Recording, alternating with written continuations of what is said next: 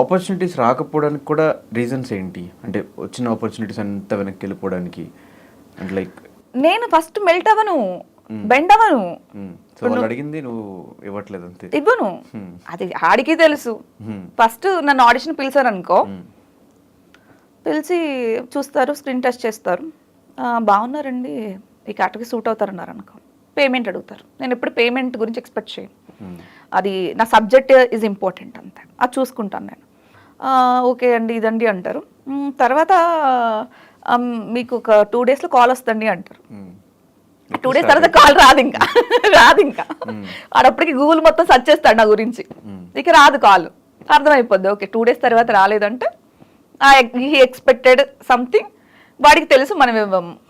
So ఖచ్చితంగా అటు call చేయడం. ఇవి కాకుండా ఈ కాస్టింగ్ హౌస్లు కూడా ఉన్నట్టున్నాయి కదా మొత్తం లైఫ్ లో. అంటే నేను అందంగా లేనా? ఉన్నా కదా. ఓకే, అప్పుడు అడుగుతారు కదా ఎవరో ఒకళ్ళు, అంతే.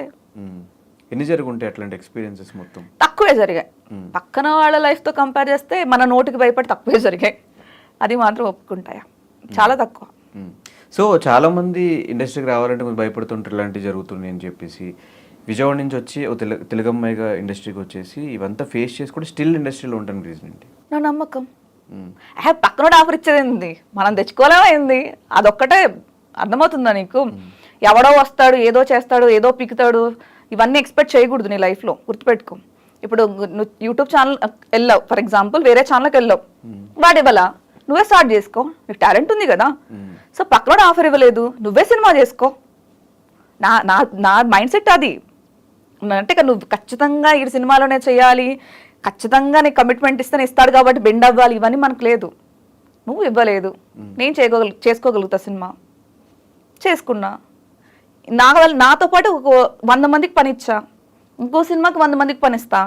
ఇలా కాస్టింగ్ కౌచ్ లేకోకుండా లేడీ డైరెక్టర్, లేడీ ప్రొడ్యూసర్ కాబట్టి కంఫర్టబుల్గా నాతో వచ్చి ఓన్లీ టాలెంట్ చూసుకొని నేను తీసుకోగలుగుతా.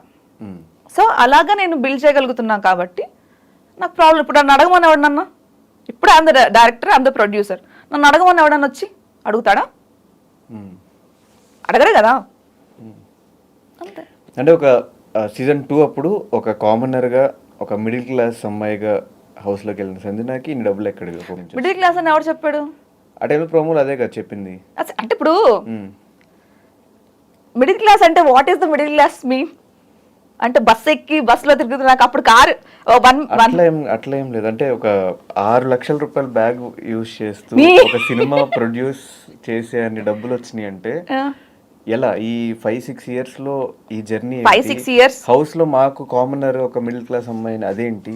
నాకు బిగ్ బాస్ కాల్ రావడమే అమెరికాలో వచ్చింది, నీకు తెలుసా విషయం? తెలుసా? బిగ్ బాస్ కాల్ నాకు అమెరికాలో వచ్చింది. మరి కామనర్ చాలా మిడిల్ క్లాస్ అమ్మాయి అమెరికాలో ఎలా ఉంటుంది? అది వదిలేస్తే నా ఏవి ఎక్కడ జరిగింది తెలుసా? దస్పల్లాలో జరిగింది. తెలుసా ఎక్కడ జరిగింది తెలుసా? ఏవి చూడు, దస్పల్లా హోటల్లో జరిగింది. అక్కడ ఆ స్విమ్మింగ్ పూల్ అని దస్పల్లా హోటల్. మరి అప్పటికి నేను దస్పల్లాకి వెళ్ళి అమెరికా ఫ్లైట్ ఎక్కి వచ్చిన దాన్ని నువ్వు చెప్పినట్టు 5 లక్షల బ్యాగ్ కొనుక్కోలేనా? 2 కోట్లు పెట్టి సినిమా తీసుకోలేనా? మిడిల్ క్లాస్ అంటే మీరు చెప్పింది ఏంటి? మా నాన్నగారు ఫార్మర్, ఒప్పుకుంటా. ఫార్మర్కి ఎకరాల పొలాలు ఉండకూడదా? దానికి డబ్బులు రాకూడదా? చెప్తున్నా. అంటే ఒక సినిమా తీసేంత డబ్బులు వస్తాయి. ఇప్పుడు 2వ సినిమా చేస్తున్నప్పుడు కూడా డబ్బులు నాకు మా నాన్న ఇస్తున్నారు. ఓకే, సెకండ్ సినిమా కూడా ప్రొడ్యూసర్ నువ్వే? సెకండ్ ఫిల్మ్ కి చేస్తున్నారు, నాకు ఇంకో ప్రొడ్యూసర్ కూడా వచ్చారు. సెకండ్ ఫిల్మ్ కూడా ఉంది. ఇప్పుడు నేను అదే అంటున్నా, బిగ్ బాస్కి వెళ్ళక ముందు నేను కారు కొన్నా. నువ్వు ఎప్పుడన్నా నా గూగుల్లో చూస్తే 3rd బిగ్ బాస్కి వెళ్ళక ముందే మా నాన్న కారు ఇప్పించి నన్ను పంపించారు బిగ్ బాస్ లోపలికి. సో నాకు ఇవన్నీ బిగ్ బాస్ తర్వాత రాలేదు, ఇవన్నీ నాకు బిగ్ బాస్ ముందే ఉన్నాయి. నా ఇల్లు బిగ్ బాస్ ముందే ఉంది.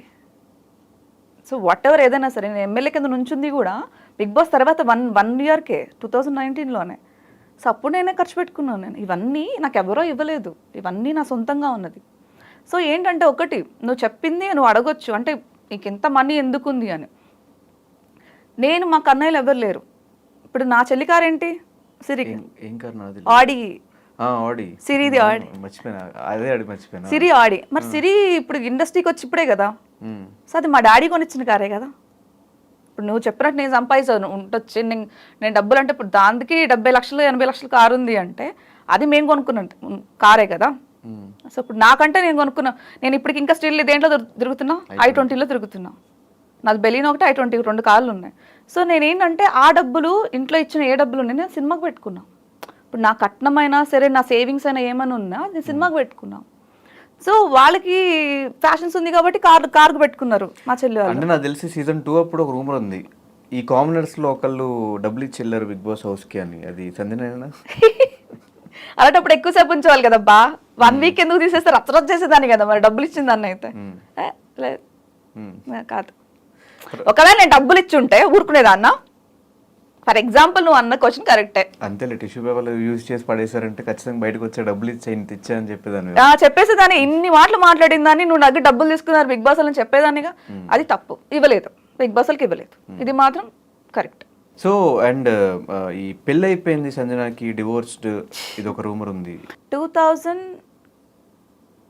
నేను ఎస్టీవీ జాయిన్ అయ్యా ఫస్ట్. తర్వాత 2012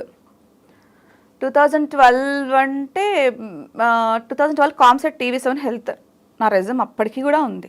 సో నేను మళ్ళీ 2015 మిస్ ఏపీకి నేను వెళ్ళాను. 2016 మిస్ హైదరాబాద్ నేను. తర్వాత నా హుక్కా పార్లర్ ఒకటి ఉండే. తర్వాత 2017 సినిమా నేనే రాజు నేను ఏమాత్రం చేశాను. 2018 నేను బిగ్ బాస్కి వెళ్ళాను.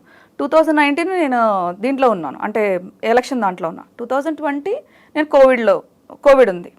2021 నేను నీకు నాకు పెళ్ళంటే సినిమా రిలీజ్. 2023, 24 వరకు నువ్వు చూస్తూనే ఉన్నావు. సో ఈ మధ్యలో ఎప్పుడయ్యి ఎక్కడ పోయింది నేను? ఇప్పుడు అయినప్పుడు ఏదన్నా ఉండాలి కదా. ఇప్పుడు 10 సంవత్సరాల నుంచి మీ కళ్ళ ముందే ఉంటే ఎప్పుడు పోయింది? అసలు ఏ నిప్పు లేకుండా పొగ ఎందుకు వచ్చింది, అసలు ఏమి లేకుండా రూమర్ ఎందుకు వచ్చింది? అయింది అనుకున్నా నాకు బాధ లేదు. అయితే అయింది, ఇప్పుడు ఏంటి ప్రాబ్లం? ఇప్పుడు అయితే నాకు ఇన్ని చెప్పిందని అయితే అయిందని చెప్తా, నాకేం ప్రాబ్లం? అదే పెద్ద నేరం ఘోరమేం కాదు కదా. సో అవుతుందని చెప్పండి. మీకు 10 years నుంచి మేము ముందే ఉన్నా కదా నేను. దీంట్లో ఎప్పుడయింది, ఎప్పుడు బ్రేకప్ అయింది, ఎప్పుడు వచ్చింది? లవ్ ఉంది చెప్పా బ్రేకప్ అని. సో అలాగే చెప్తాను నేను. నీకు లవ్ ఉంది లేదు అని కూడా చెప్పాల్సినంత అవసరం లేదు కదా నాకు. అది రూమర్ అని నువ్వే అంటున్నావు, రూమర్ అంతే. సో మళ్ళీ ఎలక్షన్స్ ఏంటి మధ్యలో, ఈ ఎమ్మెల్యే క్యాండిడేట్ గా ఇండిపెండెంట్ గా వచ్చినావు కదా, ఎందుకు? అంటే మా డాడీ డ్రీమ్ అది యాక్చువల్లీ. అది ఓకే. అంటే ఫస్ట్ నుంచి లైఫ్ చూసుకుంటే దేని మీద కన్సిస్టెంట్ గా 1 సంవత్సరం ఉన్నాను అని ఏమన్నా ఉందా? ఎందుకు లేదు, ఆశలు ఏమో. యాక్టింగ్ లో నేనే రాజు మంది నుంచి ఇప్పటి వరకు యాక్టింగ్ లోనే ఉన్నామని నేను. కానీ కన్సిస్టెంట్ గా సినిమాలు లేవు కదా. అది నాకు నచ్చితే చేస్తానబ్బా. ఇదే నచ్చితే చేస్తాను, నచ్చకపోచ్చాయి. ఇప్పుడు లిప్ లాక్ సీన్స్ వచ్చాయి నాకు బిగ్ బాస్ నుంచి వచ్చాక. కొంచెం బోల్డ్ క్యారెక్టర్స్ వచ్చాయి. ఇప్పుడు నా ప్రొఫైల్ అంతా చూడు, నేను ఇక్కడే ఉన్నాను కదా. నా ఇన్స్టా ప్రొఫైల్ సంజన అన్నీ అఫీషియల్ అని ఉంటుంది. ఓపెన్ చేసి చూడు, ఒక్క వల్గర్ ఫోటో ఉండదు, ఒక్కటి ఏది ఉండదు. సో నేను యాక్టివ్ కూడా ఉండదు. ఒక పెడితే మంత్లీ 1 or 2 పోస్టులు పెడతా కదా. సో అలాంటప్పుడు నాకు నచ్చితే పెడతాను. అది కూడా నాకు నచ్చితే సినిమాలు చేస్తా. వల్గారిటీ అనేది మా ఇంట్లో ఇష్టం లేదు. ఫస్ట్ ఆఫ్ ఆల్ చెప్పారు ఆయన. మా నాన్న ఏం చెప్పారంటే, నువ్వు వల్గారిటీ ఫొటోస్ కానీ ఎక్స్పోజింగ్ ఫొటోస్ కానీ అలాంటివి పెట్టొద్దు అని చెప్పారు. అదొకటే చెప్పారు. లిప్ లాక్ ఫిలిమ్స్ కానీ అలాంటివి కూడా చేయొద్దు అన్నారు. నాకు అలాంటి సినిమాలు వచ్చాయి, నేను చేయనని చెప్పా. కావాలంటే పని మనిషి క్యారెక్టర్ చేస్తా, చీర కట్టుకుని పని మనిషి క్యారెక్టర్ చేస్తా, కానీ బట్టలు ఇప్పేసి ఎక్స్పోజ్ అయితే చేయను, లిప్ లాక్లు చేయను అన్న. చాలా సినిమాలు అలాగే పోయాయి. కొన్ని కమిట్మెంట్స్తో పోయాయి, కొన్ని దాని వల్ల పోయి, కొన్ని కమిట్మెంట్స్ వల్ల పోయాయి. కొన్ని హీరో నచ్చకో డైరెక్టర్ నచ్చకు తీసేశారు. సో దానికి మనం ఏం చేస్తాం, నచ్చిన సినిమా, నాకు నచ్చిన సినిమా కొన్ని సినిమాలు నేను చేశాను. ఫర్ ఎగ్జాంపుల్ దీనికి ప్రియదర్శి పేరు కింద చేశాను నేను. ఏంటి, ఫస్ట్ ర్యాంక్ రాజు ప్రియదర్శి పేరు కింద చేశాను నేను, సెకండ్ హీరోయిన్ కింద చేశాను నేను. సో అలా చేస్తూనే ఉన్నాను. బట్ కాకపోతే అంత చెప్పాను, సోషల్ మీడియాలో యాక్టివ్గా లేకపోవడం వల్ల అంత బ్రేక్ రాలేదు. That is